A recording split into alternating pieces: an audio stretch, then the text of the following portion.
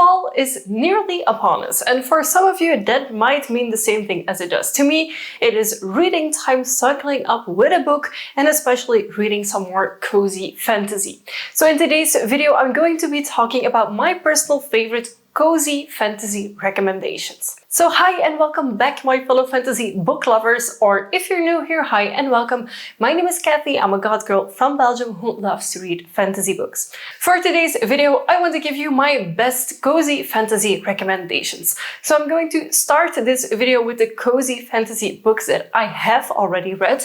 I'm gonna end this video with a few other books that I have on my TBR that I will personally be reading this fall that you might want to have a look at as well. Up first are two of my personal favorite fairy books. They are Emily Wilde's Encyclopedia of Fairies and Emily Wilde's Map of the Otherlands. These books follow up onto each other, and even a third book has been announced, I think for end of this year or early next year. Editing me will edit it on screen here. These all follow academic. She's called Emily Wilde. She's a professor at a school that deals in the supernatural creatures or surnatural creatures. So she actually studies fae and fairies, and in the first book she wants to document a very specific section of the world, and in the second book she attempts to make a map of the fairy realm. Now in these books there is a lot going on and also not a lot going on. We of course follow her as she goes on these like fairy quests, but it's not like the world is gonna end if she doesn't do them. I personally loved this kind of a bookish, smart character going into the real world and exploring. I also really love the connection with the side character Wendell, who's introduced in book 1. The dog that she has is amazing. And I've been getting the question if there's romance in these book series. There is a little bit. It's not explicit romance, and it's definitely not the main focus of these books. There is a little bit of romance very, very faintly in the books, but nothing like explicit actually happens, which is a good thing for me because I really love these books for the fairy stories that they have. Whenever you talk about cozy fantasy, you have to mention Travis Baldree. You have Legends and Lattes and Bookshops and Bonedust. I personally love both of these books. Legends and Lattes is a book that started it all. We follow Viv, an orc who wants to stop fighting and start a coffee shop, and that is what this book is about.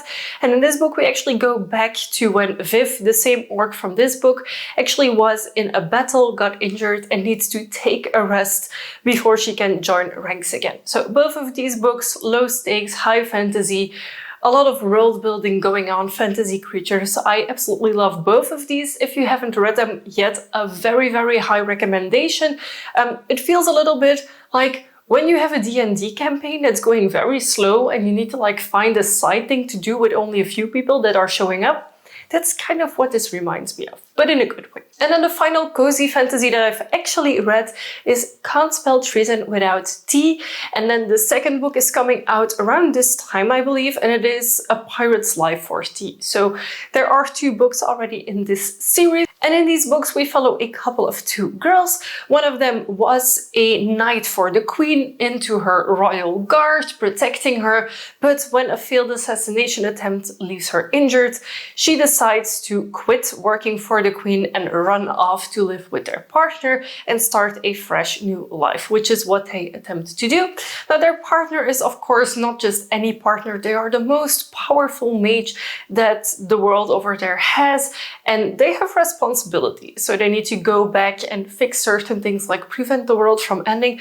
So in this particular book there isn't really high stakes as in the world isn't gonna end, but we have this couple trying to find a place to stay, a place to renovate, and of course they want their shop to be somewhat successful, selling teas and coffees and books of course.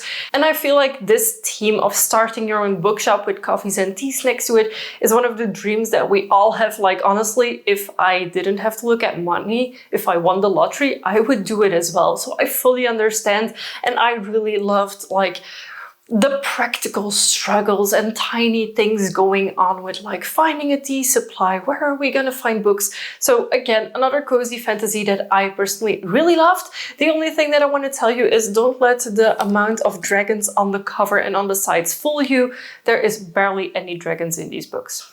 So those were the cozy fantasies that I have personally already read and that I could highly recommend to you. Now there's of course other books that I haven't started yet, and one of them is The House Witch. The House Witch looks like this. They all have these pretty generic like witchy covers. Don't mind the 2+1 sticker on some of my books. There was a promotion happening, so I had to have all 3 of them. So I'm going to quickly read the backside of The House Witch.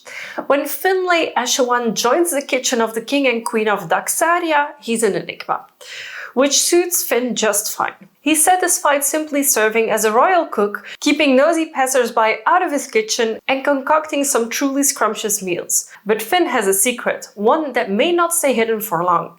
As his past begins to catch up with him, Finn must negotiate court politics and stay out of trouble, together with his familiar, the fluffy black kitten Kraken. But things become even more complicated when he catches the eye of a certain lady who just so happens to be part of the royal court. Can Finn successfully hide his secret and protect his heart, or will the chaos of the castle and its good-hearted people get the best of him? So this is a cozy fantasy series with currently 3 books, and I'm hoping to read these somewhere in September, October or November. Up next we have one of the last books that I actually got from my Illumicrate subscription.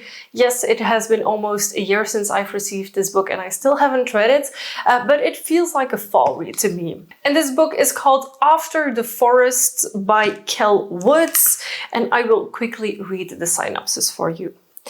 Ginger, honey, cinnamon, flour. 20 years after the witch in the gingerbread house, Greta and Hans are struggling to get by. Their father and stepmother are long dead. Hans is deeply in debt from gambling, and the countryside lies in ruin, its people starving in the aftermath of a brutal war. Greta has a secret though. The witch's grimoire, secreted away and whispering in Greta's ear for the past 2 decades, and the recipe inside that makes the best gingerbread you've ever tasted. As long as she can bake, Greta can keep her small family afloat. But in a village full of superstition, Greta and her mysteriously addictive gingerbread, not to mention the rumors about her childhood misadventures, are a source of gossip and suspicion. And now, dark magic is returning to the woods, and Greta's magic she is still trying to understand, may be the only thing that can save her, if it doesn't kill her first. So this is like a Hansel and Gretel inspired like what comes after fantasy book. And then I have a somewhat, maybe not cozy fantasy, but it feels like it's gonna be a cozy fantasy. And this book is called Till Death Do Us Part. And this is D&D inspired, definitely. And it says, when duty calls, love answers. Marriage isn't always sunshine and unicorns, sometimes it's monsters and necromancy. It's been almost a year since Logan, the bear taker, hung up his axe and settled time with his sunshiny bard husband Pie. But when Pie disappears, Logan is forced back into a world he thought he'd left behind. Logan quickly discovers that Pie has been blackmailed into stealing a powerful artifact capable of creating an undead army. With the help of an old adversary and a ghost from his past, Logan sets out to rescue his husband. The further the quest takes him, the more secrets are uncovered. He'll need all his strength to rescue his husband. But can he save their marriage? So this is a queer romance, apparently. I wasn't even aware. And then there's one book that I'm quickly gonna grab that is actually upstairs because it's technically not mine, but I also read my partner's book, so hold on. So the final book, which actually comes from my partner's bookcase, is something he bought just recently at Waterstones. I'm not sure if he wants to read it more or if I want to read it more, but nonetheless he has it, it's on his shelves, but I can read it whenever I want, and this is called The Spell Shop. And the catchphrase says, a faraway island, a secret spell shop, an unexpected romance. The Spell Shop is a heartwarming, cozy fantasy about stolen spellbooks, starting over, and finding love in the unlikeliest of places. Keela has always had trouble dealing with people. And as librarian at the Great Library of Elysium, she hasn't had to. She and her assistant Cass, a sentient spider plant, have spent most of the last 11 years sequestered among the Empire's precious spellbooks, protecting the magic for the city's elite. But a revolution is brewing, and when the library goes up in flames, Kila and Cass steal whatever books they can and flee to the faraway island where she grew up. To her dismay, in addition to a nosy and very handsome neighbor, she finds the town in disarray. The Empire has slowly been draining power from the islands, and now Kila is determined to make things right. But opening her own spell shop comes with its own risks. The consequence of sharing magic with commoners is death. And as Kila starts to make a place for herself among the townspeople, she realizes she must break down the wall she has kept so high. So this is definitely a book that I will be reading sooner than later. I think this will probably be in my September reading wrap-up because this sounds absolutely delightful. I hope these cozy fantasies help you get on your way if you're looking for a cozy fantasy read for this fall as well. Should you have any other recommendations as well, feel free to leave them in a comment down below so everyone can find them. As for usual, you can find all of the books that I've mentioned in the description box of this video. If you enjoyed this video, feel free to give it a big thumbs up. And if you haven't already and you'd like to be, feel free to subscribe to my channel. I make new videos every week and I would love to have you for every single one of them. Thank you so much for watching and I will see you very soon with a new video. Bye!